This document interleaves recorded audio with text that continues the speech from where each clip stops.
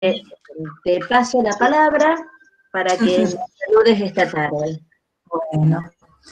Bueno, ante todo les damos la bienvenida a todas las colegas y estudiantes que están hoy en este encuentro.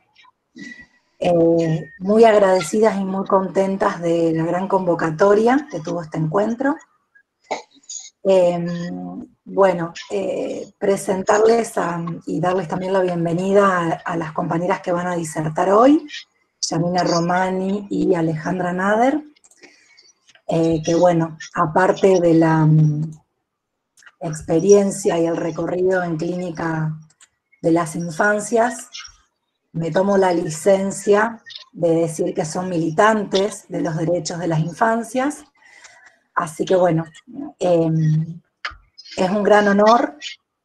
Los espacios institucionales que hemos compartido con ambas, y bueno, no les tomo más tiempo de los aportes, que es lo que la gente vino a escuchar.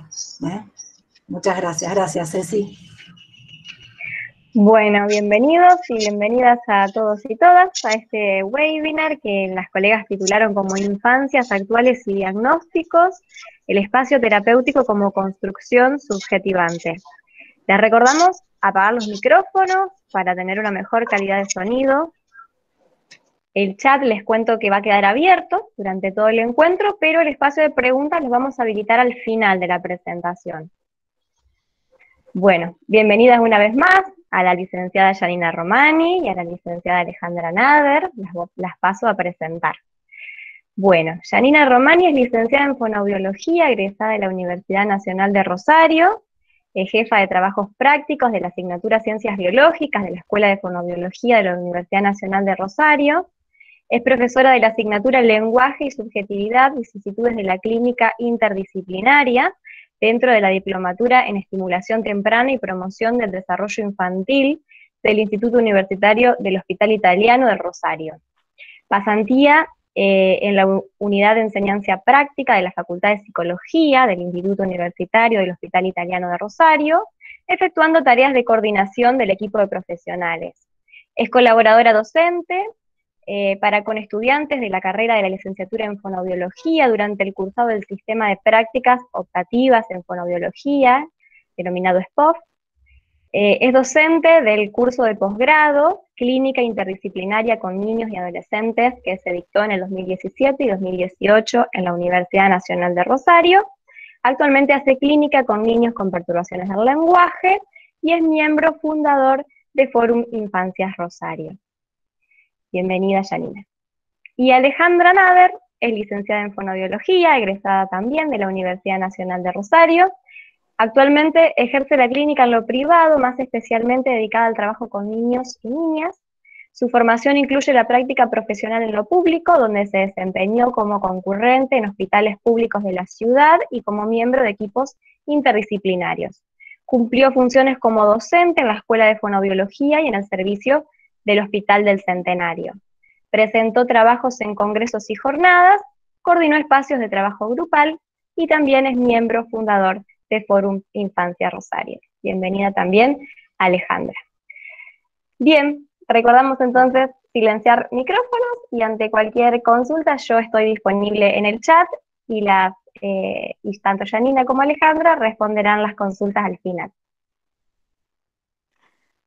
Muchas gracias, reiteramos el agradecimiento a esta invitación. Siempre es bueno repensar lo que hacemos y si se comparte mucho mejor.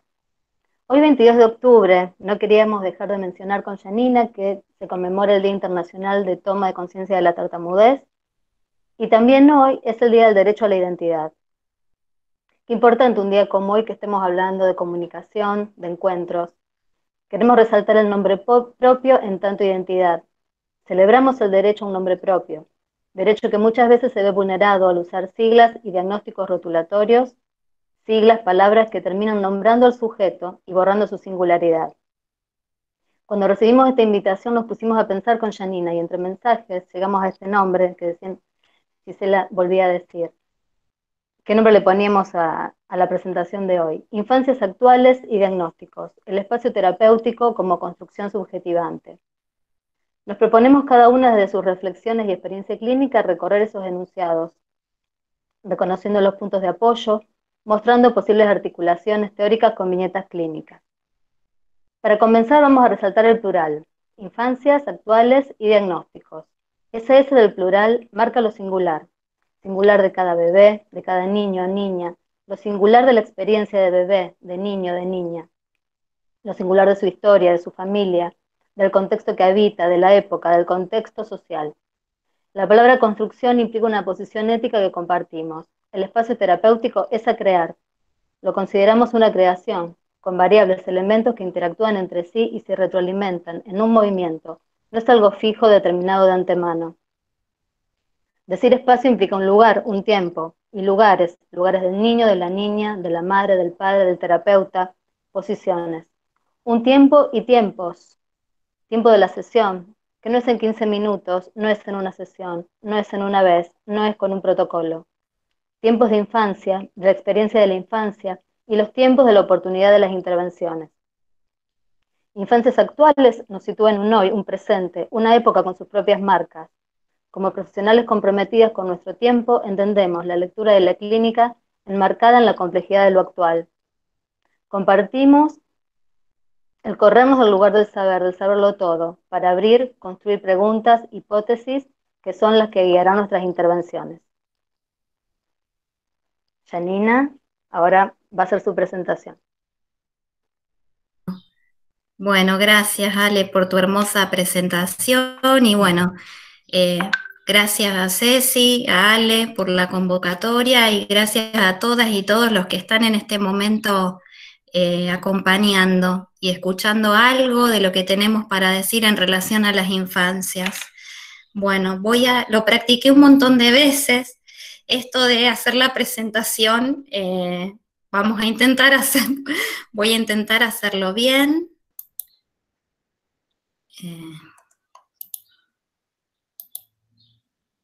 Cualquier cosa auxiliamos, no te preocupes. Ahora, ahí está. ¿Me están viendo? Bueno. Ahí está, Yani. Sí, ahí se ve ya. Bueno, bien, lo hice bien. Lo practiqué tantas veces. Bueno, está lenta. Bueno.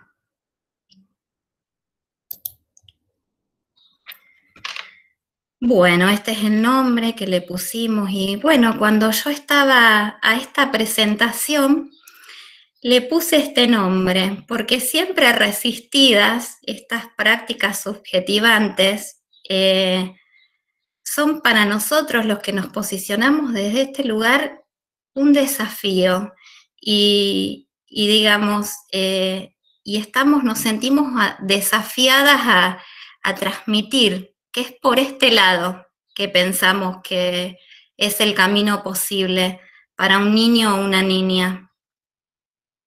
Yo quería contarles, bueno, me voy relajando, que en los últimos años empecé a trabajar con niños cada vez más chiquititos, sin daño orgánico comprobable y con fallas en la constitución subjetiva y apropiación de la lengua y construcción del lenguaje.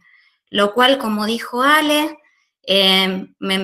como no lo sabemos todo, empecé a interrogarme, tenía dudas y empecé a buscar saberes, empecé a buscar en otras disciplinas, tomar aportes en otras disciplinas sumado a mi análisis personal. Entonces empecé a formarme en algunos conceptos del psicoanálisis. Empecé a estudiar sobre algunos conceptos de psicoanálisis y a darles una vuelta en mi praxis clínica. Entonces voy a contar un poquito hoy mi experiencia. Otra cosa que quería decirles es que, lo que hoy tengo para transmitir es desde dónde me posiciono yo y desde algunos aportes y qué vuelta, qué mirada le doy. Hay otras miradas, porque en tanto somos singulares y somos distintos, hay otras miradas, y dentro de los mismos aportes del psicoanálisis también hay distintas miradas. Yo no sé si este es el saber, esto es lo que yo pude construir, es lo mío, es mi praxis. Y hoy les voy a contar cómo trabajo yo cuando llega un niñito o una niñita pequeñito a mi espacio. Me iba preguntando en aquellos tiempos, bueno, ¿quién era el paciente realmente cuando trabajamos con niños muy pequeños, en esa franja entre los 2 y 3 años? Y sin lugar a dudas, esto me lo contestó una de mis queridas maestras, que es Elsa Coriat, que ella me contestó esta pregunta, me fue contestando esta pregunta, digamos, yo estoy estudiando con ella, la quiero mucho, y me dice, el paciente es el niño, sí, pero no quita que el trabajo con los padres sea decisivo. Pero siempre trabajamos en nuestro espacio, trabajamos con el niño y con los padres, pero en función de este niño en singular. Porque para un niño, ¿en qué lugar lo pone el adulto, los adultos que ejercen las funciones parentales, es decisivo? Lugar, digamos, este lugar en donde lo ponen los adultos, el niño se va enterando. ¿Pero cómo se entera? Si tiene 1 año, 2 años, ¿cómo se va enterando? Se va enterando según cómo lo tratan, qué le ofrecen, qué le demandan. Y luego él tendrá que hacer propio esto que le fue donado, ofertado o demandado. Entiendo, y esto es también cómo lo entiendo yo al desarrollo infantil. Para mí es un proceso a través del cual el niño se constituye como sujeto. Se apropia de la lengua, construye el lenguaje, arma su cuerpo, se apropia, construye su cuerpo y lo hace jugando. Es singular y está condicionado por, sí, lo biológico, lo constitucional, sí, pero la historia de vínculos libidinales, el contexto, lo político, lo económico, lo cultural, todos esos determinantes dan lugar al desarrollo de un niño o una niña, a mi entender.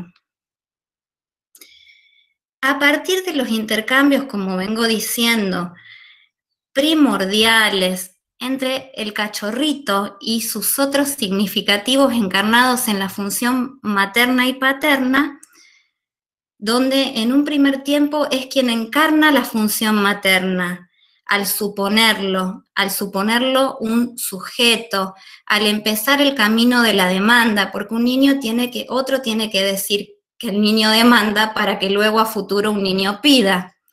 Si este otro también alterna sus presencias con ausencias, y si en un primer tiempo además introduce la función paterna, que es la función tercera, a través de encarnando quien ejerza la función materna, si puede encarnar el conjunto de reglas, normas, prohibiciones, o sea, el orden cultural, ahí se va introduciendo esta función tercera que va poniendo coto a la pasión de la relación madre, hijo o hija.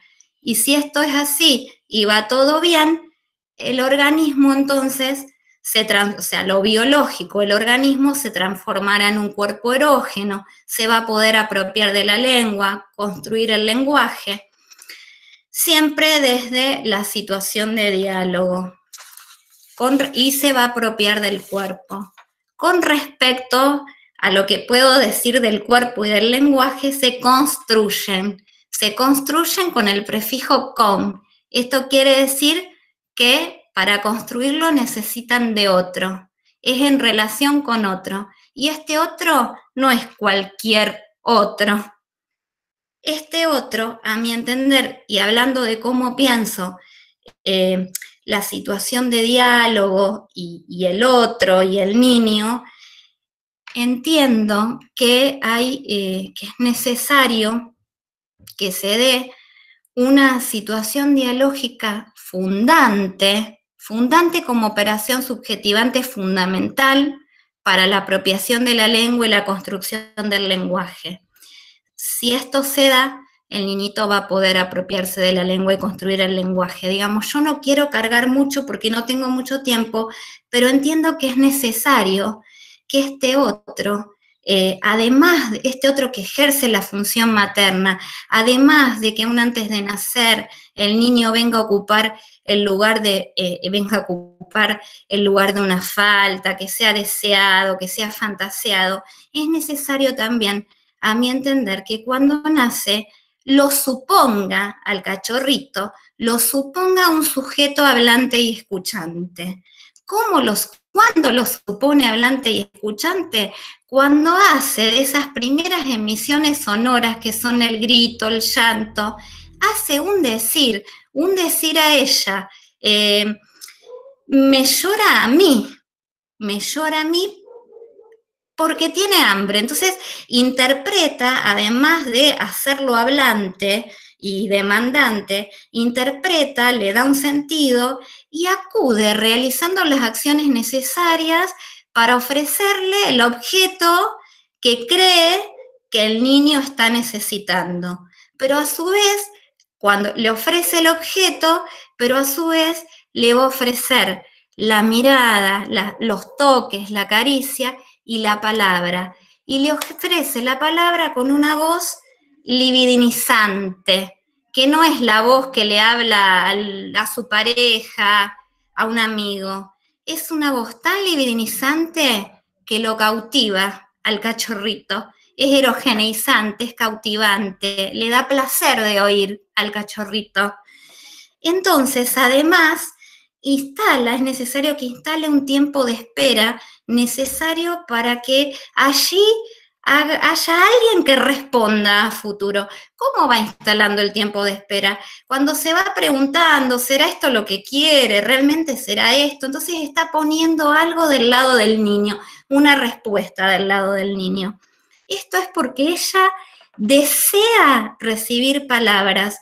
Como desea recibir las palabras, con sus acciones lo va validando, lo va confirmando, lo va reafirmando en el lugar de sujeto hablante y escuchante. Entonces lo que va a pasar es que el cachorrito le hable como pueda en ese momento, con ruidos, con sonidos, con movimientos, para y desde la escucha de este otro que materna. Entonces pronto esos ruidos se van como transformando en sonidos de la lengua materna, se van llenando de formas y sentidos de la lengua en uso. Entonces esta situación fundante, dialógica fundante, se empieza a ir complejizando de a poco y aparecen lugares, roles, turnos y tiempos de espera necesarios. Entonces, este niñito que en un principio era mirado, era jugado, era tocado y era hablado, empieza a ser él el que mira, el que habla, el que toca, haciendo jugar su deseo desde un lugar propio. Pero en la clínica nos encontramos con niños donde este desarrollo que vine contando y que me quedé corta, pero hice un resumen, pero este desarrollo no se da fluidamente y llegan a nuestro espacio con síntomas que se dan a ver a nivel del cuerpo, del lenguaje, del juego, de la socialización. Digamos, en la consulta, como dije al principio, yo me encuentro cada vez más con nenes más pequeñitos y más graves. Muchas veces somos el primer terapeuta que los papás están consultando, otras veces vienen derivados, por ejemplo, de algún neurólogo, algún pediatra, y otras veces vienen, y la mayoría de las veces me pasa que vienen para otra consulta, para otra mirada. Esto también lo dice Elsa en el 96 y tan vigente. Cuando más allá de las consultas pediátricas de rutina, los padres consultan a un niño muy pequeño, a cualquiera de los profesionales de las artes de curar, es porque observan que algo se ha obstaculizado en el desarrollo de su hijo. O sea, cuando nos encontramos con consultas muy tempranas, algo no anda bien. Algo no anda bien. Igual esto no quiere decir que lleve una etiqueta precoz, pero algo no está bien cuando los papás llegan tan tempranamente con un niño tan pequeñito. Bueno, como venía diciendo, muchos ya llegan, yo me encuentro con niños de 2 años, 2 años y medio, que ya llegan a mi consultorio con siglas del DSM, donde toda la problemática, como decía Ale, queda del lado del niño, todo se aloja en el cerebro, todo se biologiza, ¿no? Y cuando estaba revisando la charla de hoy, encontré un material viejo que tenía de Elsa, del 2008, justo en la Escuela de Fonoaudiología, en unas jornadas que vino a dar a la Escuela de Fonoaudiología. Y ella lo tituló Autismo y Subjetividad y Lenguaje, algo así, no recuerdo ahora porque estoy nerviosa, pero me encantó y se los quiero leer, porque es vigente. Antes, ¿se acuerdan? Había niñitos caprichosos, nerviosos, intranquilos, maleducados, distraídos. Ahora no. Ahora son ADD, hiperkinéticos, TGD o autistas. En el tiempo actual de nuestra cultura, no se neurotiza más a los niños. Ahora se los neurologiza. 2008, vigente. Bueno, yo quiero contarles, y a ver, digamos, yo creo que acá hay muchas colegas si reciben los mismos niños con estos observables clínicos al consultorio. Yo me encuentro con niños que oyen, pero que no escuchan la palabra del otro. Parecen no hacer caso a la palabra que viene del otro. Otros que no hablan, otros que lo hacen poco o casi nada, de manera ininteligible. Generalmente es la madre o quien ejerce la función materna quien les entiende, les comprende. Me encuentro con niños que no piden, se sirven solos. Por ejemplo, los papás te dicen, no, se sirve solo, va solo a la heladera. 2 años, 2 años y medio. Niños que hablan en neutro como los dibujitos. Otros que no se nombran como yo, que utilizan la segunda o tercera persona. Niños que no comprenden las palabras que escuchan. Niños que no interpretan el sentido de lo que se les está diciendo, pero en todos los casos lo que se ve obstaculizado es la situación de diálogo, el lazo con el otro. Entiendo que es importante que no nos quedemos solo con esos signos sueltos. Sí, estamos atentos a las producciones del lado del niño, pero esto articulado al lugar que ocupa el niño en la pareja parental. No quedarnos con signos sueltos. Y así haremos hipótesis diagnósticas que las escribimos con lápiz, las reescribimos. Acerca de las producciones lingüísticas del niño, sí, es necesario que comprende, que produce, en qué momento de la construcción del lenguaje y de la subjetividad se encuentra este niño. También estaremos atentos, o yo estoy muy atenta a estos observables que nos dan cuenta del armado de un cuerpo erógeno. Estoy atenta a la mirada de ese niño, que no es lo mismo que ver, porque ver tiene que ver con lo fisiológico, y mirar es dirigir los ojos hacia algo o alguien. Y un niño que puede mirar es porque ha corporizado esos ojos, ha erogeneizado esos ojos. Y un niño puede erogeneizar los ojos si fue mirado en disponibilidad por alguien en función materna, y ese otro a su vez se ofreció en disponibilidad a ser mirado. Lo mismo como lo dije anteriormente, estos niños que, digamos, estoy atenta a la escucha de un niño, que no es oír, que tiene que ver con lo fisiológico. Entiendo la escucha como esa disposición con el cuerpo a la palabra, con la voz que viene del otro. Y entiendo que un niño, para poder escuchar, tiene que corporizar los oíditos, erogeneizar los oíditos, y lo va a corporizar en tanto haya un otro que le ofrezca desde temprano, desde tiempos tempranos, le ofrezca una voz sumamente libidinizada, que le provoque placer de oír para que luego devenga a escuchar el lenguaje de ese otro, y a su vez ese otro se haya ofrecido en disponibilidad a ser hablado y escuchado. Lo mismo estoy atenta a la voz como aspecto corporal de la expresión verbal, a la voz en tanto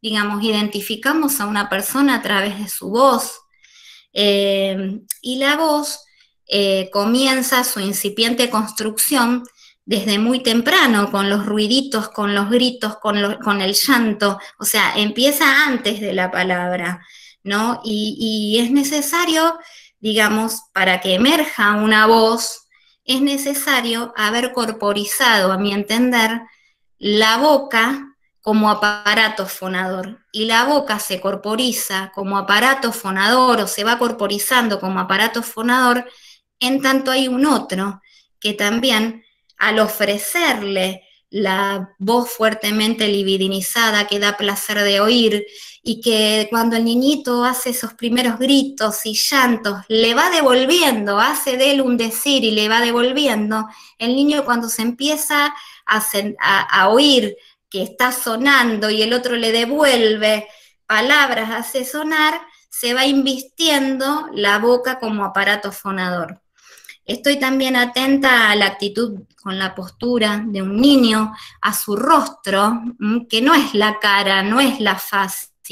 El rostro se da a ver a través de un semblante, el rostro se construye, se tiene que construir como zona del cuerpo para la expresión y la comunicación. Y es lo que se da a ver a través del semblante, a través de la mirada, de la sonrisa, de los gestos faciales. Nos encontramos, ¿no?, en la clínica con niños donde esas miradas nos atraviesan, esos rostros parecen inexpresivos. Bueno, también estoy atenta a los gestos expresivos, si ha podido estos movimientos dados a ver a otro para poder comunicarse, si ha podido corporizar estos movimientos. También estoy atenta si es autor de sus movimientos, si está disponible al contacto con otro. Para poder estar disponible al contacto con otro, ha tenido que corporizar la piel, la dermis, digamos, de vino tuvo que devenir piel, y la dermis deviene piel a partir de este otro en disponibilidad que desde temprano lo toca, lo acaricia y a su vez se ofrece a ser tocado y acariciado. Bueno, entonces, estas hipótesis diagnósticas sobre las producciones del niño, estaremos atentos a estas manifestaciones corporales, a la forma particular de contacto que tiene con los objetos, y además si hace del objeto otra cosa y juega, si puede hacer lazo con otro ajeno, en este caso el terapeuta. Entonces, armaremos estas hipótesis diagnósticas, a mi entender, oportunas para pensar las intervenciones que no tienen nada que ver con diagnósticos rotulatorios, que se arman, como decía él, en el tiempo y se van reescribiendo, y que detectar oportunamente señales de alarma, sí, para poder intervenir oportunamente, sí, pero que eso no sea, es muy distinto a diagnosticar precozmente con una etiqueta, que esto no es sin consecuencias para este niño y los padres. Pienso el abordaje desde la complejidad, desde la ética del cuidado, desde la ética que me la enseñó el psicoanálisis, de suponer un sujeto más allá de un diagnóstico. Pienso a un abordaje que se teje artesanalmente, singular. Y digamos, ahora no tengo tiempo, lo dejamos para, digamos, cuando hablo de conceptos, ¿qué conceptos tomo del psicoanálisis para darle una vuelta en el espacio del lenguaje? Los conceptos de constitución subjetiva y de constitución de un sujeto, al que le voy a dar otra vuelta más, de sujeto hablante y escuchante. No trabajo es por fuera de quienes ejercen las funciones parentales, o sea, tomo en cuenta a quienes ejercen la función materna y paterna. Este abordaje es pensado desde la transferencia. Dirección de la cura quiere decir esto de no estamos sujetos a programas, a métodos, sino que en la dirección de un abordaje se va construyendo en el devenir de los encuentros con el niño y los padres, y por supuesto, siempre desde el juego, porque es jugando como adviene un niño, es jugando como se apropia de la lengua y construye su lenguaje, y es jugando como construye su cuerpo. Y por supuesto, no puedo trabajar si no es en interdisciplina. Bueno, esta manera de pensar nos interroga, nos pone en duda, pero nos conmueve y sorprende. El espacio terapéutico, como decimos, es a construir con el niño, con los padres, el terapeuta en juego de transferencias. Y esto quería decir hoy. Cada terapeuta tendrá su estilo, aún nosotras, quienes estamos atravesadas por mismos conceptos teóricos, cada uno encontrará su estilo particular para tejer las intervenciones. Porque tener un estilo nos corre si no haríamos todo de la misma manera, en el mismo momento, en el mismo lugar. Entonces, tenemos que encontrar nuestro estilo singular, y desde ahí pensaremos nuestras intervenciones, siempre tempranas, siempre oportunas y siempre interdisciplinarias. El terapeuta lo pienso en el lugar de entre el niño y los padres, acompañando esta crianza que se ve obstaculizada, sosteniendo, haciendo holding a los que hacen holding, acompañando, ofreciendo la palabra y la escucha a los niños, al padre, y si es más grandecito, a los docentes, propiciando el deseo de hablar, pero desde un lugar propio, que sea el niño que se vaya apropiando de las palabras y los objetos de la cultura.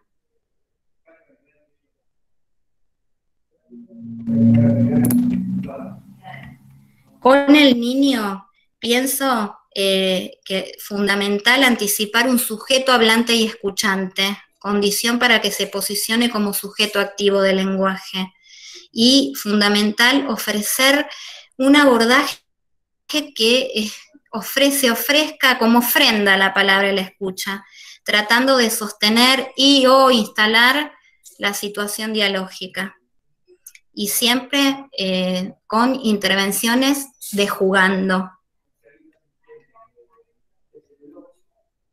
Vaya si ponemos el cuerpo, terapeuta que pone cuerpo, porque cuando ofrecemos mirada, escucha, palabra, voz, contacto, sonrisa, actitud postural, despliegue escénico, ponemos el cuerpo, por eso con cada paciente quedamos como de cama, alojamos y perdemos el tiempo para que sea el tiempo del niño y el de sus padres el que fructifique. Y por supuesto, cuando hablo de perder el tiempo es porque nosotros nos tomamos el tiempo, no todo ya, como dice Ale, no todo en 15 minutos, no en una sesión. Y así hacemos una renuncia a la comodidad de implementar un programa reeducativo que el terapeuta no pone nada, o sea, es esto, no pone el cuerpo ahí, ya está todo, ya está, hay que aplicar un programa y que libera la incertidumbre y la angustia al administrador.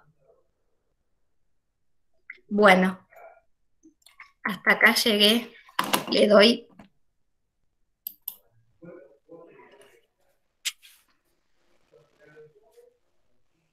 Gracias, Janina.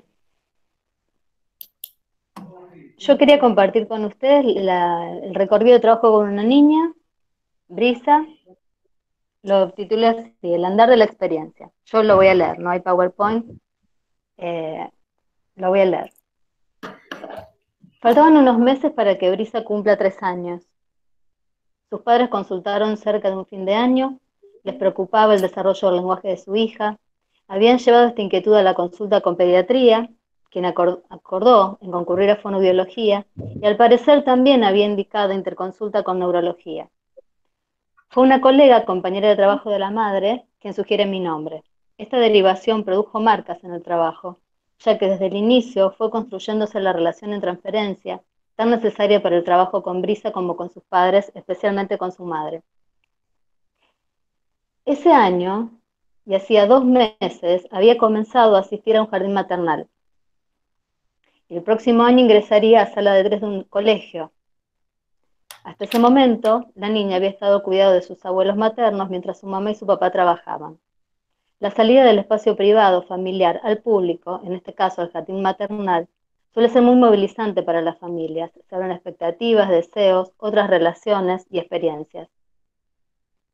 La presentaron como muy inquieta, que hacía berrinches, que ante un no o no obtener lo que quería gritaba, zapateaba o podía incluso tirarse al piso. Parecía ser necesario estar muy pendientes de lo que ella hacía, para evitar posibles peligros a los que pudiera exponerse esta niña. En el discurso materno se interpretaba cierta sobreprotección, como una necesidad de todo el tiempo los ojos puestos en ella. Se dejan entrever las posiciones de ellos como padres. Ambos trabajaban muchas horas del día. Los primeros meses del nacimiento de Brisa coincidieron con un logro profesional importante por parte de su mamá. Por otra parte, las decisiones políticas en torno a la economía de nuestro país no favorecieron el rubro al que se dedicaba el padre, quien trabajaba por su cuenta. Al momento de la entrevista contaban con un solo ingreso fijo, el de la mamá, y la amenaza de un porvenir incierto del trabajo del padre. Esto llevaba a desencuentros en la pareja, incluidas cuestiones del cuidado y crianza de Brisa. La madre se mostraba como más potente, más decidida, y el padre algo desdibujado en su función. Respecto al desarrollo, ubicaron las primeras palabras alrededor del año, las pautas del desarrollo psicomotriz sin particularidades. Brisa se hace entender, señalaba o te llevaba para pedir algo si lo necesitaba, decía algunas palabras, pero no su nombre. Respecto al jugar, se interesaba por apilar, poner, sacar, jugar con masa, pintar. Como sabemos, la tecnología forma parte de nuestras vidas como adultos, nunca como este año se hizo tan presente y tan necesario, en la vida de los niños y niñas también. Brisa había estado expuesta a tecnología desde muy pequeña. Se iba a usar el control remoto, el celular. En la rutina diaria, las pantallas estaban presentes al momento de la alimentación, al dormir y buena parte del día también. Tomó el pecho hasta los 2 años, no en forma exclusiva, y continuaba con mamadera varias veces al día. No controlaba esfínteres, el momento de irse a dormir estaba acompañado de jugar, mamadera o pantallas, o las 3. Dormía en la cama con sus papás. ¿Qué se pide cuando un niño o una niña es llevado a nuestra consulta? Siguiendo Juana Levin, el pedido de tratamiento tiene una doble lectura, también como decía Janine antes, ¿no? Por un lado, una solicitud de ayuda, y por el otro, la percepción de un posible desequilibrio en el modo de funcionamiento de la estructura familiar. En el decir de los padres, es posible leer e interpretar qué piensan acerca de lo que les sucede a sus hijos. Un decir y mostrar que también nos dejan ver los niños y niñas con quienes trabajamos. Los padres de Brisa ubicaban 2 cuestiones. Una ligada al desarrollo del lenguaje, puesto en que la niña hablaba poco, decía pocas palabras, y otra en la conducta, enmarcado en los berrinches, en la aceptación de los límites. Y comenzaban a preguntarse también por cuestiones ligadas a la crianza. ¿Y la niña qué decía? ¿Qué mostraba? ¿Cómo se mostraba? Brisa se presentó sonriente, curiosa, explorando el espacio del consultorio. Sacaba un objeto, un juguete, luego otro, como pasando de una cosa a otra. Señalaba, mostrando, pidiendo, buscaba a su mamá, volvía a los juguetes, daba la mamadera al bebé, acompañó su hacer con algunas emisiones. Predominó un hacer silencioso, casi sin producciones sonoras en ese encuentro, pero inquieto. Su mamá también en la escena de la sesión. Ahí estábamos las 3. Y Brisa dijo aquí. El próximo encuentro llegó gritando, su mamá algo tensa. Eran las horas de la tarde y ambas recién se encontraban, viniendo a sesión. Su mamá había trabajado muchas horas el día anterior y pudo ubicar ahí algo del malestar de la niña. Ante mi invitación a jugar, Brisa tomó las maderitas y comenzó a poner una arriba de otra. La pila se derrumbaba por su propio peso, no porque ella las tirara, como jugando una pérdida de equilibrio, y volvía a poner otra, y yo también. Comenzaba a gestarse ese espacio entre las 2, me dejaba intervenir, esperaba también mi intervención. Se iniciaba un hacer entre las dos. Y algunas palabras acompañaban esas acciones. Eso, zoom por azul.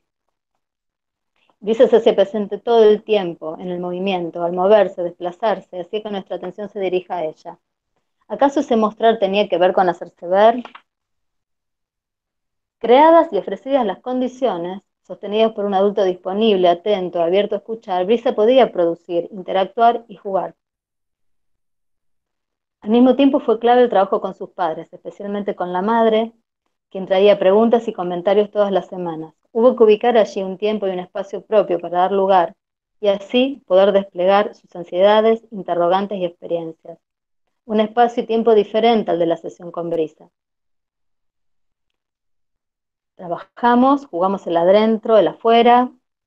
Brisa comenzó a quedarse conmigo en la sesión, mamá afuera la esperaba. Juana Levin remarca, el encuentro con la lengua se da un espacio de participación, situación dialógica. Es en la situación dialógica que la lengua se ofrece, en ese espacio de intercambio privilegiado de dos, madre e hijo. Tempranamente, el proceso de apropiación de la lengua para la construcción del lenguaje se habría puesto en marcha en Brisa. Algo se había establecido y a la vez algo no se había desplegado. Brisa pudo tomar sonidos de la lengua, fonemas, comenzaba a organizarlos en palabras. A la vez, podríamos suponer por los observables clínicos que algo se había bloqueado, obstaculizado lo simbólico y lo creativo. El lenguaje se construye, las condiciones biológicas innatas son necesarias, pero no suficientes para la puesta en marcha del proceso de apropiación de la lengua. Elsa Coriel subraya con claridad lo que en la clínica se nos hace evidente. Desde una posición psicoanalítica, la emergencia de lo real de cada sujeto depende de una combinación de causas, factores congénitos, relativos al cuerpo biológico, y factores accidentales, relativos al otro, y las condiciones en que éste arma las primeras experiencias del bebé y del niño pequeño. Es el otro, en tanto cultura, lo que estaría fallando en la constitución del sujeto. Algo del lazo social actual no sostiene como debería la producción de sujetos deseantes. Cuando los niños están expuestos tempranamente a las pantallas, lo simbólico puede verse obstaculizado. Esta constituía una de las hipótesis en el trabajo con esta niña. Lugar del otro, de la cultura, del lenguaje, ocupado por las pantallas. Había que desplegar el deseo de hablar, de escuchar, potenciar la experiencia de la infancia, del jugar, repensar, elaborar separaciones, cortes simbólicos, posiciones en las funciones parentales, en los cuidados, los tiempos, los espacios, las modalidades del encuentro. El verano trajo tiempos distendidos, paseos al aire libre en la plaza, tiempo propicio para revisar lo cotidiano, los horarios, las rutinas, y también trajo una visita a neurología. Algo ahí insistía, hacía que para esta familia la búsqueda del diagnóstico los llevara a la consulta con neurología. Obtuvieron un diagnóstico de autismo y la indicación de varias terapias, además de la propuesta de cambiar de profesional fonoaudiólogo. Nombre impropio, los denomina Juan Bassen, fijan, sellan, obturan. No se niega la existencia del autismo, por supuesto, pero Brisa no tenía autismo. Podríamos considerar los síntomas que mostraba Brisa como una expresión de malestar, síntomas de la época, síntomas que anclados en su propia historia, por el trabajo terapéutico, pudieran resignificarse. En el lazo transferencial, la apuesta fue trabajar con sus padres para poder operar ahí en lo vincular y en lo ambiental, propiciando, facilitando, abriendo experiencias. ¿Qué de la experiencia habían podido construir? ¿Qué obstáculos se presentaron? Repensar espacios propios, tiempos propios de relación con su hija, lugares de cada uno, de papá, de mamá, de la niña, espacios y tiempos de juego en casa, en la plaza, compartir experiencias. Brisa había comenzado a apropiarse de los sonidos de la lengua materna, a usar combinaciones de fonemas con valor de palabra y palabras con funciones como pedir, llamar, mostrar, preguntar, nombrar. Con casi 3 años, vuelvo a decir la edad porque la dije hace mucho. La unión de dos palabras marcaba el ingreso en lo gramatical. En su jugar, poner, sacar, armar, desarmar, abrir, cerrar, y el inicio del como sí, escuchar como el doctor, dar la mamadera al bebé, cuidar al bebé. En casa jugaban en la casita, armaban con sábanas una carpita, jugaban en el piso. Estas eran las cosas que me contaban como novedad y como sorpresa de las cosas que podían hacer. Vinieron los tiempos de la escolaridad. Brisa ingresaba a sala de 3 de una escuela, acontecimiento que era vivido con ansiedad e incertidumbre, especialmente por su mamá. Cada semana se hacía evidente el despliegue del lenguaje y del juego que se complejizaban progresivamente. Su mamá decía del jardín, todos los días un comentario, con gente de desánimo y frustración, que no logra integrarse en la actividad, que se va, que no se queda en la ronda, que hay que llamarla. Ofrezco ir a la escuela, conocer a la docente. No, que mejor no quiero que le etiqueten, me decía.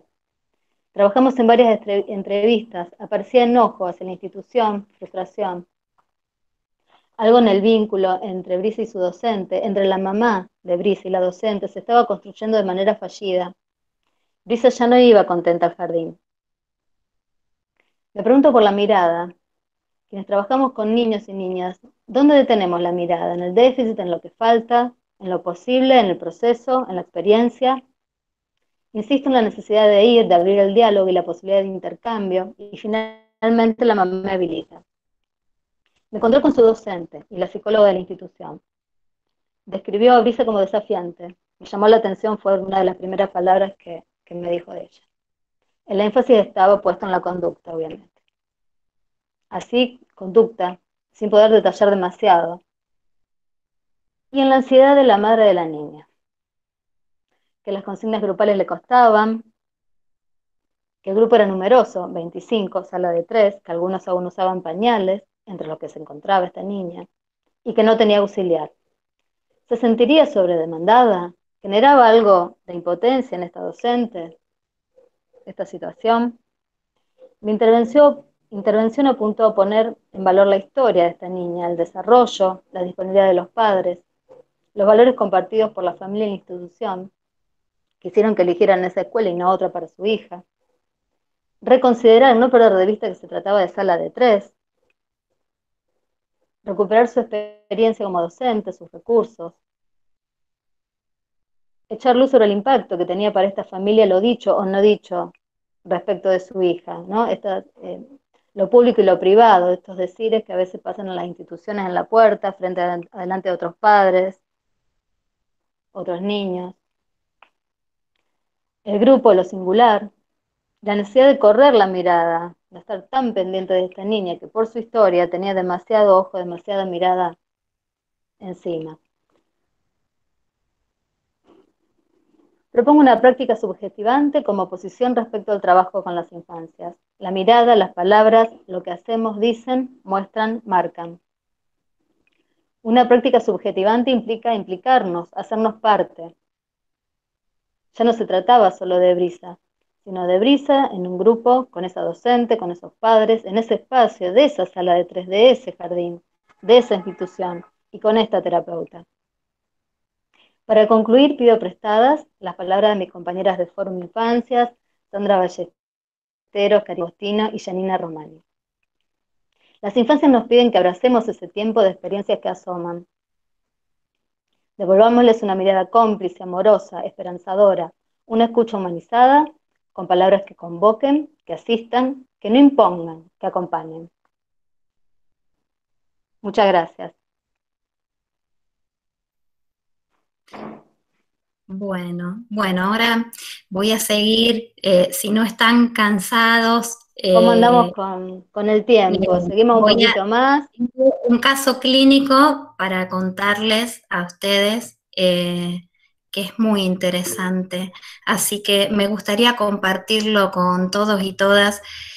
Y vi a alguien acá que, bueno, me hizo emocionar porque entre todas los que están, está mi maestra. Yo tengo 3 maestras, de los cuales una es la que, digamos, para mí me marcaron, primero Norma Brunner, digo maestras psicoanalistas, porque fue cuando la escuché por primera vez y dije, wow, quiero estudiar con ella, y me fui hasta Buenos Aires solita a estudiar con ella durante 1 año y piquito, y después mi otra maestra es Elsa, y la de acá, la que está siempre, es Viviana Duhovne, y que esté acá Vivi, ella sabe cómo la quiero y lo importante que es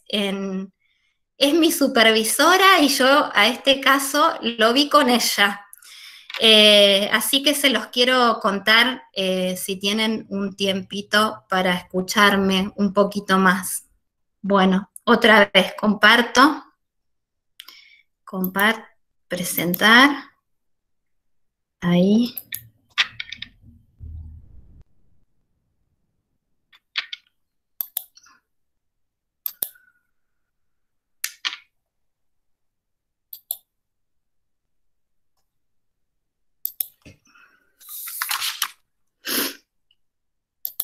Bueno, Fausto, del vacío del lugar al lugar vacío para hablar.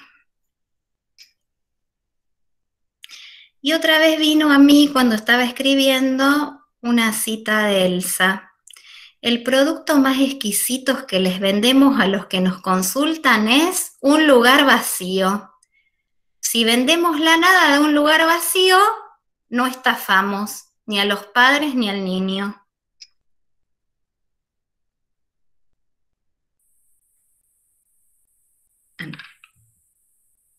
Bueno, los papás de Fausto llegan a mi espacio en septiembre de este año, derivados por una colega que trabajó con el niño y la madre durante unos 3 encuentros. Me comentan que habla poco, solo mamá, papá y el sonido de algunos animales. Esto les preocupa. La mamá refiere que en agosto habían concretado la consulta con esta colega a la que había llamado unos meses antes, que la misma no estaba trabajando presencial debido a la pandemia. Agrega que en ese tiempo decide consultar a una neuropediatra que, dejando deslizar que encontraba signos de autismo, derivó al niño a realizar un test A2. Solo fueron a un encuentro, debido a que la manera en que trataban de que el pequeño responda a las órdenes dadas no le gustó a la madre. El padre callado acota al pasar que al año Fausto tuvo neumonía. Lo internaron y necesitó asistencia respiratoria mecánica. No le daban esperanza de vida. Entonces los interrogo, ¿qué les pasó a ellos cuando el nene atravesó esto? No tengo respuesta, sino evasiones, rodeos. Me pregunto si será una barrera de defensa. Advierto desafectivización en su relato, dificultades para historizar a su hijo, contradicciones, recortes, ocultamiento. Sospecho que hay algo de lo cual no se habla. Al terminar la entrevista, el padre dice que quiere saber si su hijo es autista, y la madre que ella sabe que su hijo tiene un trastorno específico del lenguaje. Ambos me cuentan que buscan información en internet. Los noto dificultados para ubicar algo de ellos que pueda tener que ver con lo que le pasa a su hijo. Les propongo, luego de esta primera entrevista con ellos, que vengan alternadamente con Fausto. En el transcurrir de las sesiones me encuentro con un niño que puedo ubicarlo en el tiempo del balbuceo, todavía sin intención de comunicar. Arroja y tira juguetes y tiene preferencias por girar las ruedas de los autitos y motos. ¿Estereotipia? Le cuesta sostener la mirada, no responde a su nombre, sin gestualidad en su rostro. Ambos padres muy dificultados para convocarlo, demandarle y armar alguna escena de juego y situación de diálogo con él. Me interrogo si este hecho traumático al año provocó una caída del lugar de hijo, ilusionado sobre el que se iban depositando el deseo. ¿Es un desinvestir a este hijo que se va a morir? ¿No amar lo que no puede ser amado? La apuesta a la subjetividad, Suponer y reconocer un sujeto del lado de su hijo se habrá tornado inexistente, quedando por fuera el circuito de su libidinización y dejando al niño como en un suspenso. Un niño debe ser deseado, ilusionado, libidinizado, apostado, ofertado y demandado como requisito indispensable en su constitución subjetiva, apropiación de la lengua y construcción del lenguaje. Iban transcurriendo los encuentros y recibo una llamada de una colega para pedirme una supervisión. Concretamos el encuentro virtual y a medida que ésta relataba su caso, nos dimos cuenta de que se trataba de Fausto. Según nuestros cálculos, el niño fue llevado en el mes de agosto a 2 fonoaudiólogas, 2 años, de las cuales una no fue nombrada en la entrevista. Me interrogo, ¿estos padres están en disponibilidad para armar un lazo transferencial? ¿Qué esperaban yendo a 2 abordajes en paralelo? ¿Creen que cuanto más, mejor? ¿Hay desconfianza en los profesionales? ¿Tienen necesidad de contraponer discursos? Sabemos que es condición necesaria que se instale un lazo transferencial para el desarrollo de un tratamiento. Cuando nos encontramos con padres que perseveran en no instalarse en un lugar, no es sin consecuencias sobre el niño. Este se fragmenta y la problemática se acrecienta. Decido convocarlos a una entrevista y poner en palabras este hecho. Les hablo de la importancia de mantener un solo abordaje. Fausto no puede tener 2 fonoaudiólogas. Es importante que ellos puedan confiar en un terapeuta y el terapeuta tiene que confiar en ellos. Es necesario involucrarlos, implicarlos. Los pongo en el lugar de decidir una sola terapeuta para Fausto y confiar en sus intervenciones. ¿Hay algo que no puede ser dicho? ¿Qué es lo que necesita estar oculto? Aparecen mentiras, contradicciones. ¿Qué otras cosas quedan no dichas? Me sigo preguntando, ¿estos padres, desde este hecho traumático, quedaron en pausa? ¿Algo quedó truncado y el niño detenido? Este niño que no habla está inmerso en un discurso familiar donde hay algo de lo cual no se habla. Se hace necesario hacer entrar a estos padres y al niño en análisis para que pueda ser desplegado este discurso parental. Derivo a un tratamiento psicoanalítico.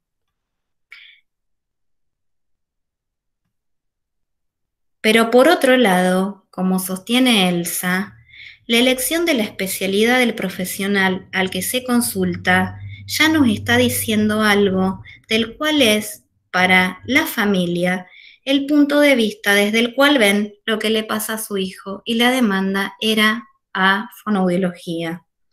Entonces decido dar lugar a la demanda de los padres para no hacer de esto interferencias y apostar a un abordaje del lenguaje, ofreciendo un lugar vacío, condición de sujeto, para ser llenado con palabras, miradas, escucha, juego, y construido en un entre dos en el devenir de los encuentros junto a ellos. Partiendo de olvidarme de las respuestas a las generalidades que no dicen nada sobre este niño en singular, con interrogantes e incertidumbre, pero con el deseo de crear un espacio terapéutico que se propone sostenerlos, acompañarlos y favorecer un modo adecuado de encuentro de los padres con Fausto, y así propiciar el advenimiento de un niño que hable, que mire, que juegue. Doy inicio a esta aventura creativa del acto clínico con intervenciones que posibiliten armar juego ahí donde hay algo repetitivo y que las sílabas comiencen a unirse pronunciando sus primeras palabras e implicándose en su decir. Y sigo con Elsa. La intervención clínica de un profesional, sea de la disciplina que fuera, al operar sobre un niño pequeño, se lo proponga o no se lo proponga, inevitablemente tiene efectos sobre cuestiones que hacen a las primeras vueltas de la constitución de un sujeto.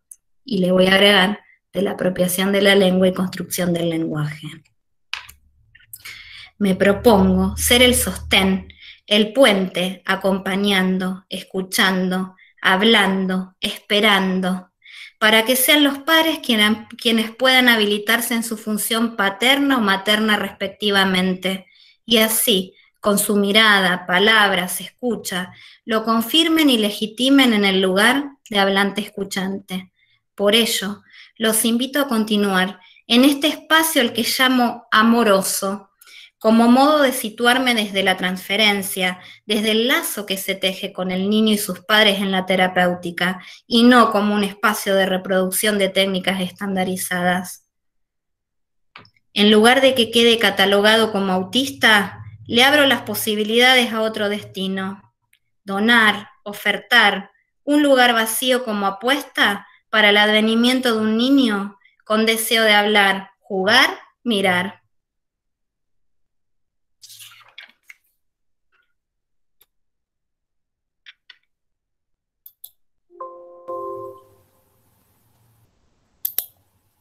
Bueno.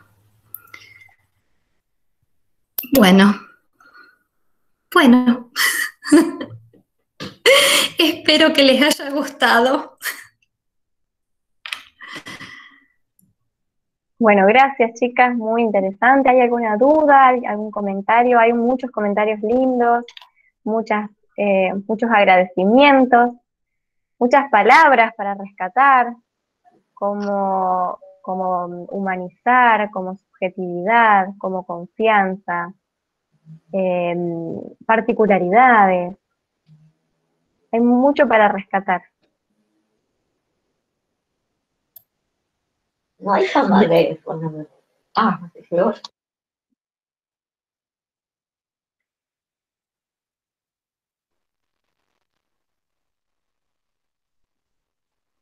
Bueno.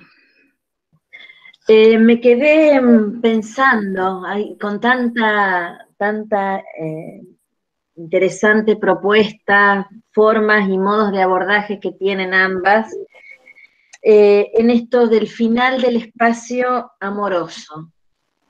Creo que esto sintetiza un poco todo lo que estuvieron compartiendo, dado que es una propuesta que podríamos decir hasta contracultural, contractual, a esta otra oferta que se da en nuestros ambientes, con esta necesidad de poner rótulos, etiquetas, no crear los espacios que habiliten para que el otro, para que este niño, niña sea. Entonces, todo lo que estuvieron ustedes diciendo esta tarde, en este ratito, realmente es una apuesta a mirar de otro modo. Y que desde lo interdisciplinario, lo transdisciplinario, el enlace, el cruce, la trama que se hace desde lo subjetivo, obviamente le da un plus y una forma diferente del abordaje, del abordaje en lo fonoaudiológico, ¿no? Que a veces debe nutrirse de otras propuestas, y realmente lo que nos compartieron en esta tarde tiene una mirada absolutamente habilitante, absolutamente habilitante. La verdad que me quedé con esto del espacio amoroso, porque desde ahí creo que es lo que se construye, ¿no? ¿Puedo decir algo, Ceci? Sí. Sí. Bueno, un gusto poder escucharlas, realmente. Llegué un poquito tarde, pero un gusto poder escucharlas. Y bueno, y saben que hoy es el día también de la tartamudez, y te escuchaba, ¿no? Y decía, qué interesante siempre escucharlas, porque traen un paradigma que sabemos que está atravesado por el psicoanálisis, pero qué interesante que es, porque siempre hablamos con Janina también de que cuántos cruces que hay, cuando aún sin haberme, en mi caso, formado desde el psicoanálisis, uno con la psicolingüística, tomando los aspectos subjetivos, qué interesante porque yo también hablo de habilitar, de poder sostener, de no rotular en edades tempranas, de la importancia de la voz, de la mirada, ¿no? Cómo empiezan a haber un montón de aspectos y de palabras, como decía Gisela, tan norteadoras, ¿no? Porque marcan como un norte frente al abordaje clínico que uno quiere realizar. Por eso, realmente, qué importante poder reflexionar, ¿no? Poder reflexionar sobre todo esto que ustedes traen, estas palabras que tienen un contenido, una significación tan importante para llegar también a los padres, ¿no? Así que bienvenido todo lo que están diciendo. Gracias. Yo, con respecto a, quería contarles de este caso clínico, que además estamos las 3 fonoaudiólogas en este momento acá, que se dio, que lo vimos, están acá, y que justo las 3 teníamos la misma mirada, porque podría haber sido muy distinto si no. Lo que quería decir es que este niño de 2 años, alguien se quedó con los observables clínicos, con estos signos sueltos, y lo pensó autista. Sin haber, o sea, hubo una neuróloga que lo pensó autista a este niño de 2 años, con los observables clínicos que sí, pero sin haber escuchado a los padres, sin articular esos signos, con la historia de este niño. Y si este niño, los papás iban, porque ustedes saben que está puesto, cómo está puesto el saber en la palabra del médico, y a la madre algo le hizo ruido, pero por el trato, algo ahí que lo salva, digamos, aunque después 2 fonoaudiólogas a la vez, bueno, todo lo que pude, digamos, transmitir. Pero esto, ¿no? Me interesa esto, que alguien se quedó con signos sueltos y dijo que era autista. ¿Es grave? Sí. ¿Hay mucho por trabajar? Sí. Pero es muy distinto trabajar desde esta mirada, el trabajo con un psicoanalista, ¿no? Y apostar a que va a advenir ahí. Advendrá un niño ahí que se pueda asumir en su decir, que pueda armar su cuerpo, que va a jugar, hacer la apuesta, no dejar de hacer la apuesta. Pero si tempranamente decimos es autista, termina deviniendo autista, porque ya, ¿qué esperar de un autista, no? Bueno, así pienso yo, Alejandra, y muchos de los que estamos hoy acá. Ale, te doy la palabra. Gracias, Yani. Sí, quería retomar un comentario en el chat que dice, esta postura no es nueva. Claro que no. Es del siglo pasado, digamos, ¿no? Yo nombré a Juana de Levin del siglo pasado, psicoanálisis del siglo pasado. ¿Sí? Los textos que nombraba Janina, los buscamos y los compartíamos, son 90 y pico. Uh-huh. Y el conductismo tampoco es nuevo, también es del siglo pasado. Pero sí sentimos una necesidad de reafirmar, y bueno, invitamos a todos los que pensamos de esta manera, digamos, hacer también, mostrar y hacer, dar difusión a esto que sabemos y que, si bien, por ejemplo, podrían pensar, cuando yo empecé a trabajar, no trabajaba como ahora, por supuesto, salí de la facultad con mi valijita de recursos, pero enseguida me di cuenta que era mucho más complejo que lo que podía alcanzar a ver. Y eso lleva a que uno vaya investigando y preguntando y hablando con una colega y si tiene la posibilidad de supervisar. La clínica es compleja, pero es importante que uno se posicione desde ahí. Si pienso que es algo simple o recortado a un síntoma, como lo que ya esta niña Brisa, sí, en una entrevista al neurólogo fácilmente se va a aplicar un protocolo, o va a escuchar a la mamá, no desde la angustia, sino le habrá preguntado, ¿hace berrinche? Sí. ¿Entiende el no? Sí. ¿Dice su nombre? No. Una nena que socializaba, que buscaba a otro cuando iba a la plaza, que me buscaba a mí para jugar, sí, desorganizada, sí, había cosas para trabajar, pero que yo no quise poner los tiempos, no quise, en 2 meses hizo los grandes cambios, porque los padres, no es por la terapia maravillosa fonoaudiológica que implementé yo, el método Nader, digamos, no. Es porque los padres estaban dispuestos a hacer ciertas transformaciones y mi hipótesis de que tenía que ver con algo más de la experiencia y lo ambiental, bueno, ahí sí podríamos decir que acerté. Y era por ahí. Y la niña empezó a responder, porque los padres empezaron a responder.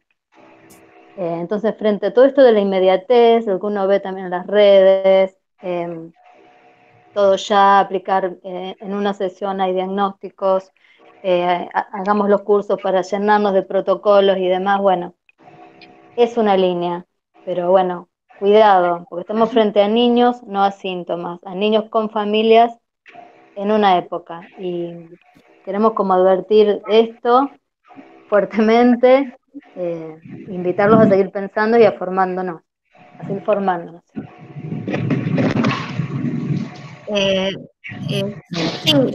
Sí, Marité.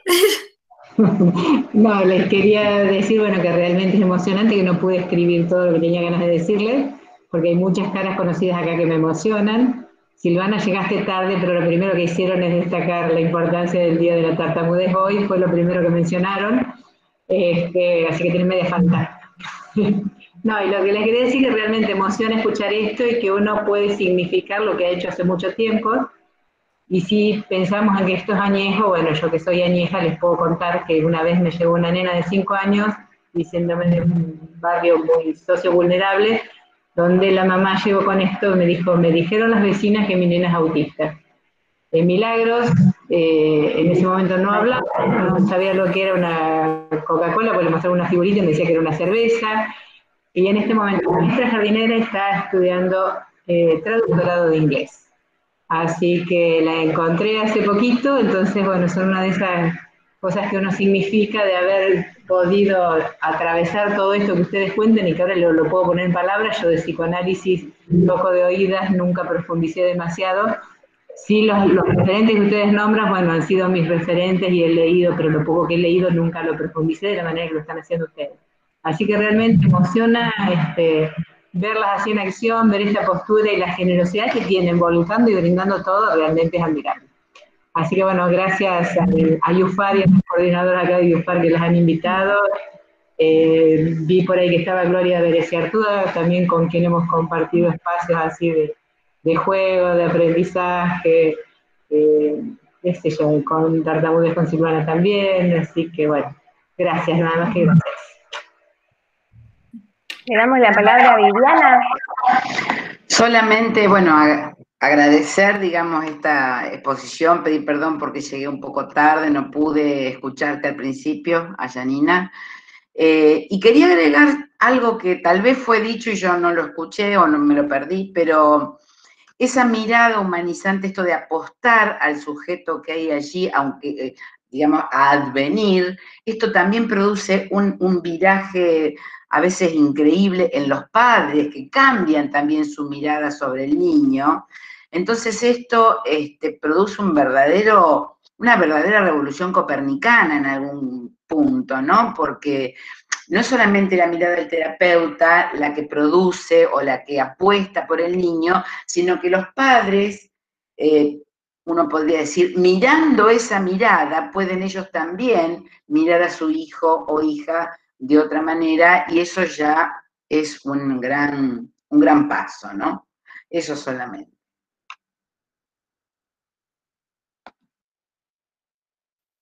Gracias, Viviana. ¿Hay alguien más que quiera encender su micrófono y compartir alguna opinión?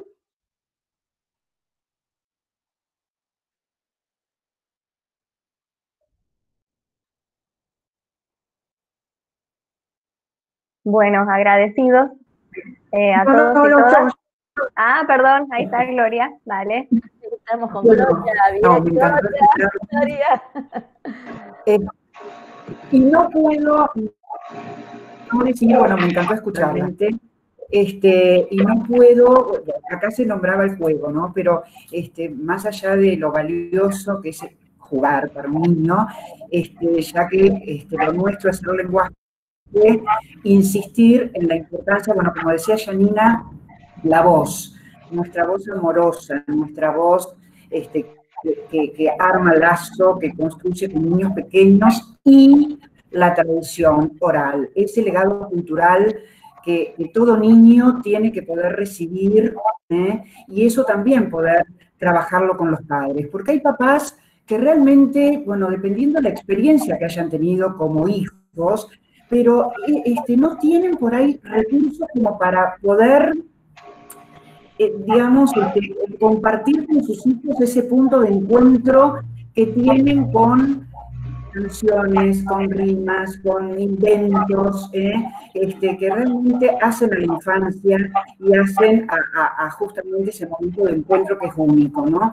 Entonces, como dice Yolanda Reyes, poder trabajar con los padres que puedan descubrir, ver quién, o sea, ese legado que alguien pasó por nuestro corazón y uno lo vuelca a los niños, ¿no? Entonces, está bueno porque hay papás que realmente uno dice, bueno, a ver, ¿qué pasó? Nadie les cantó, les contó, es la cuestión también de poder conectarse en el arrullo para dormirlo, en el jugar, en el lenguaje, el momento de la comida, el momento del baño, son cuestiones que me parecen obvias y que en muchos casos, bueno, falta. Entonces, esa amorosidad que decía Janina también pasa por, por los juegos del lenguaje, ¿no? Entonces, quiere ese aporte, ¿no? Porque me parece muy importante en los casos que presentaron de niños pequeños, donde, bueno, uno también por ahí tiene que fomentar con los papás estas cuestiones que por ahí faltan, ¿no? Y entonces está bueno, porque cuando uno, qué sé yo, hay un autor que siempre lo nombro, Evelio Cabrejo Parra, que plantea esto que todo bebé y todo niño pequeño necesita leche, caricias y lenguaje, ¿no? Entonces la amorosidad con el lenguaje, y ahí la poesía, y ahí las canciones, los cuentos, los juegos, bueno, hacen, ¿no? Construyen también intervenciones subjetivantes, ¿no? Así que era eso nada más, pero me encantó, me encantó. Buenísimo. Claro, puedo agregar algo, y acá le voy a...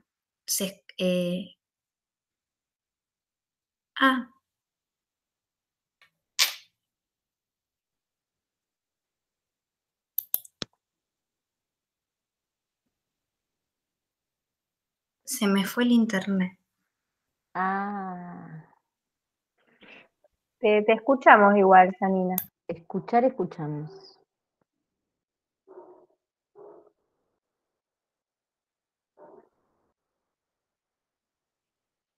Mientras esperamos a Janina y a Ale, que vuelvan a hacer su aparición, bueno, no quiero dejar que lo mencionaron las chicas al inicio, y que está Silvana como representante también de la Fundación sobre Difluencias. Hoy es un día especial.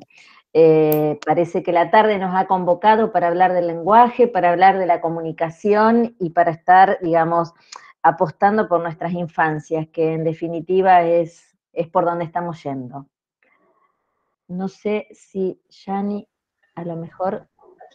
En relación a eso, Ceci, fíjate vos que hoy, hablando justamente en un vivo con Cecilia Carbonell, que está por ahí, que forma parte del Fórum Infancia en Concordia, que qué bueno que haya gente que cada vez está trabajando más y en cuestiones sociales y tratando de difundir, y qué bueno, bienvenida a esta modalidad para hacer más difusión.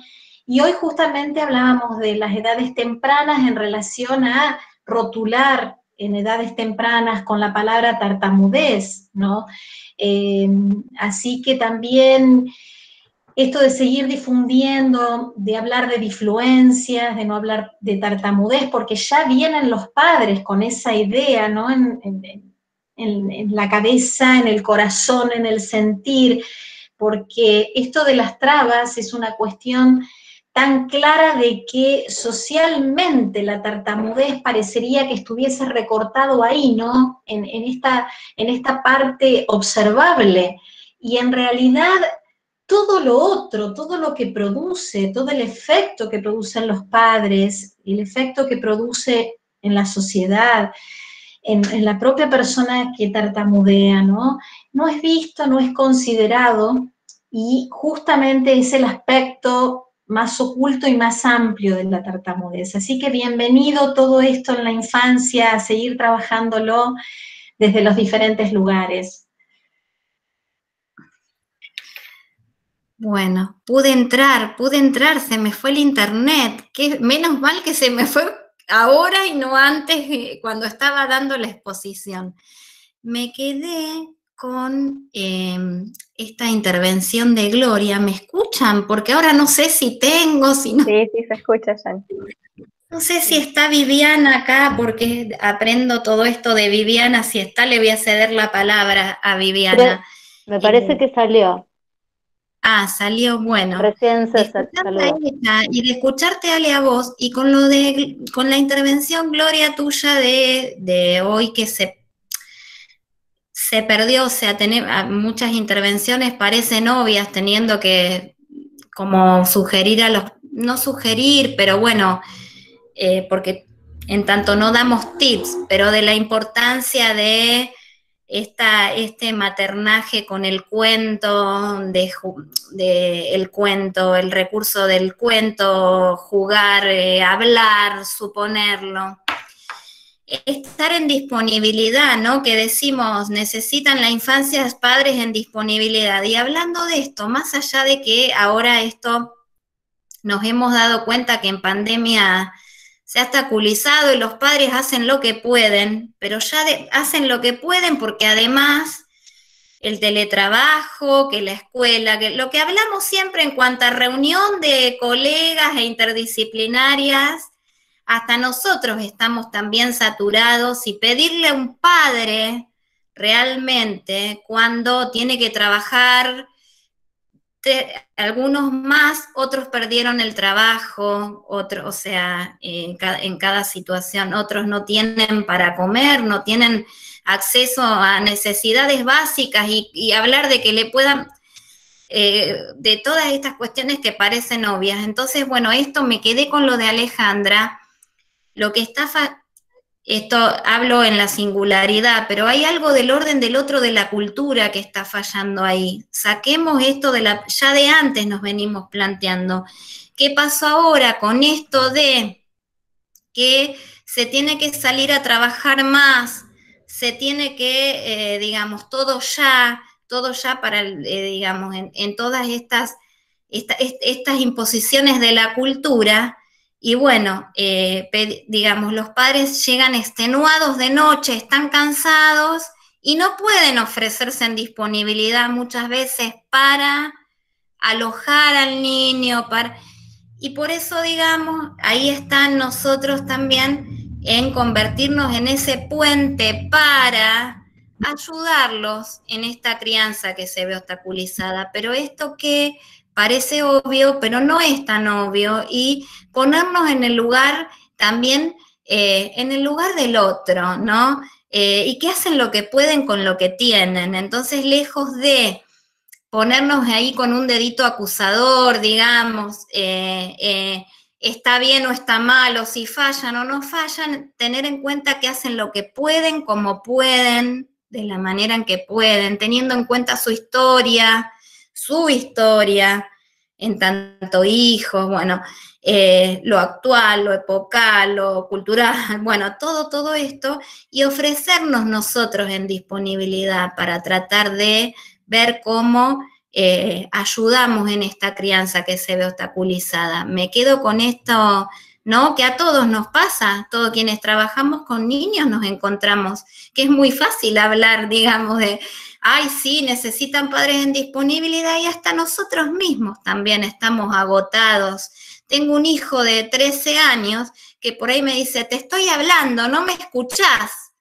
basta porque no me escuchás, te estoy hablando, aquí, digamos, y desde este lado me pongo, ay, hay que estar en disponibilidad, y digamos, y sí. Bueno, quiero armar un debate, que se arme, tenemos un tiempito más, está lindo para que se arme acá algo, un ida y vuelta. Te quería decir que antes los chicos contaban con los abuelos, que los abuelos hacían de bálsamo y les contaban cuentos y les hacían jugar. Ahora los abuelos estamos un poco más loquitos que los padres, entonces tampoco cuentan con los abuelos, que son referentes importantes en la vida de un niño, ¿no?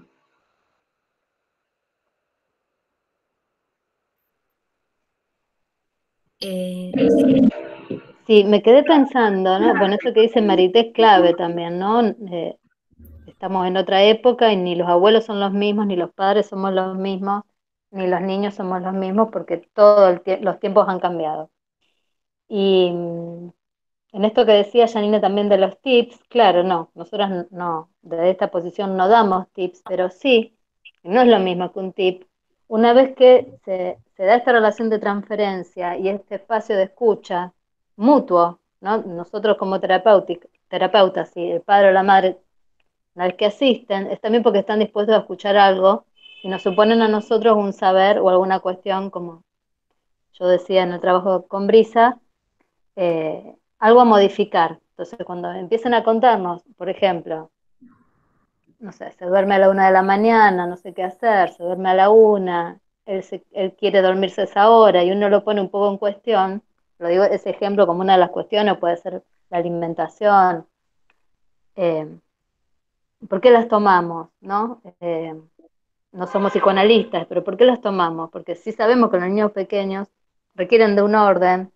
Para que haya un orden interno, debe haber un orden que está establecido por los adultos. Lo que más me preocupa cuando los papás me cuentan eso es que están poniendo estas cuestiones en el orden de los niños. Como que el niño tiene que poder hacer esas cosas solo, irse a dormir, armar los momentos del juego, del baño, que deben ser organizados por los adultos, digamos. Ahí hay que pensar las funciones y trabajarlos y ver, bueno, como uno de los aspectos. En algunos casos se trabaja con psicólogo, en el caso que yo comenté de Brisa, hubo algunos intentos, yo pude situar esto prontamente, pero no se pudo efectivizar, digamos, se hicieron algunas consultas y después no.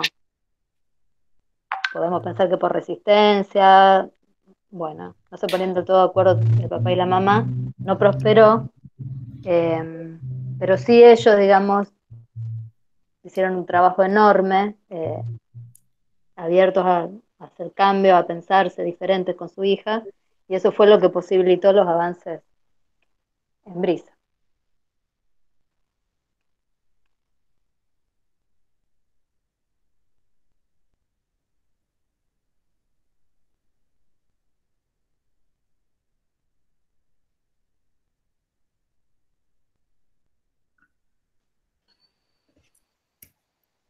Bueno. Y en silencio, que nos quedamos todas pensando. No, yo me quedé pensando un poco en el corrimiento por ahí que podemos pensar en el adulto en cuanto a cuidadores de la infancia. Creo que hay algo del orden de una alteración en los lugares, en los roles, en lo generacional, donde los niños y las niñas están teniendo algunas responsabilidades de adultos.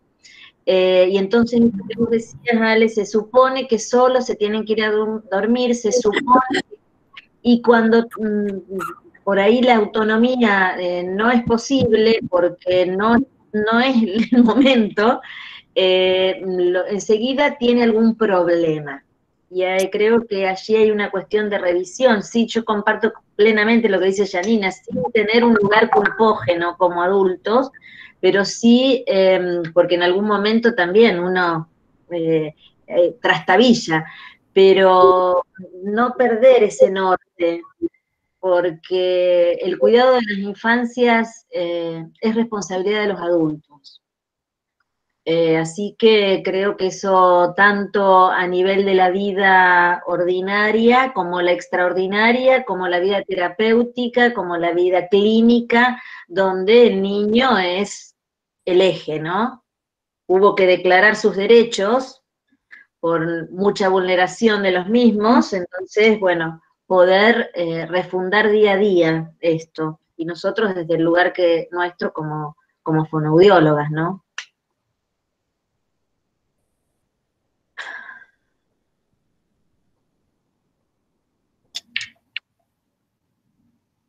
Bien, me parece que vamos a ir cerrando el espacio. En realidad se cierra este momento, pero el espacio queda abierto a seguir pensando, a seguir reflexionando, intercambiando, llevarnos cosas, poner en tensión otras, y bueno, está bueno, porque esa es la idea de estos encuentros.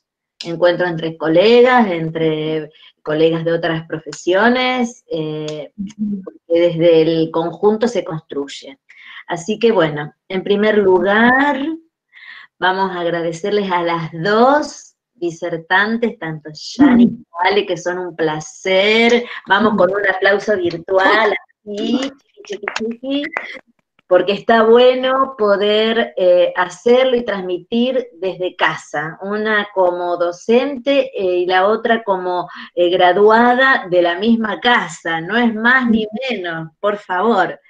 Entonces es un momento para nosotros altamente gratificante que esta retroalimentación y este motor surja de nuestra escuela, de todos los que transitamos el día a día en nuestra universidad. Y no es un tema menor. Y el IUFAR viene acompañando todo este proceso y viene de la mano de todo esto.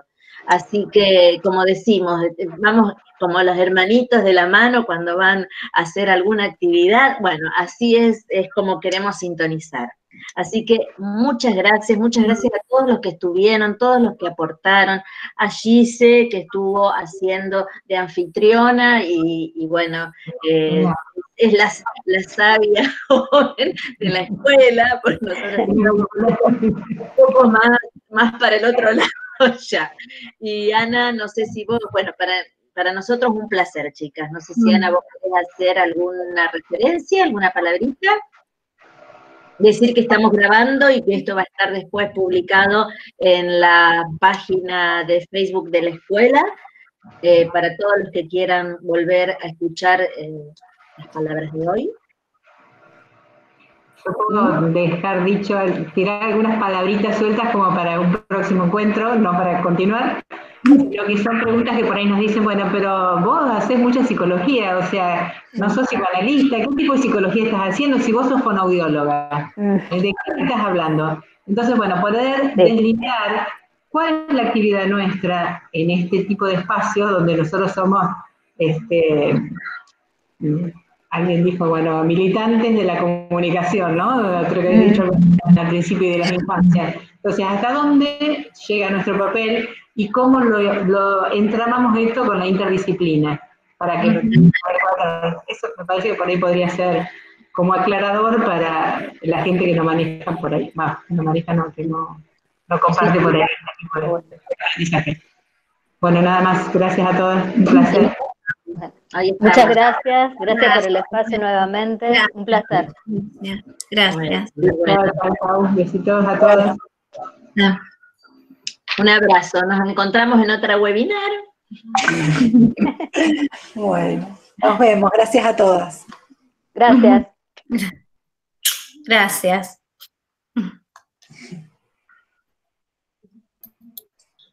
Nos vemos.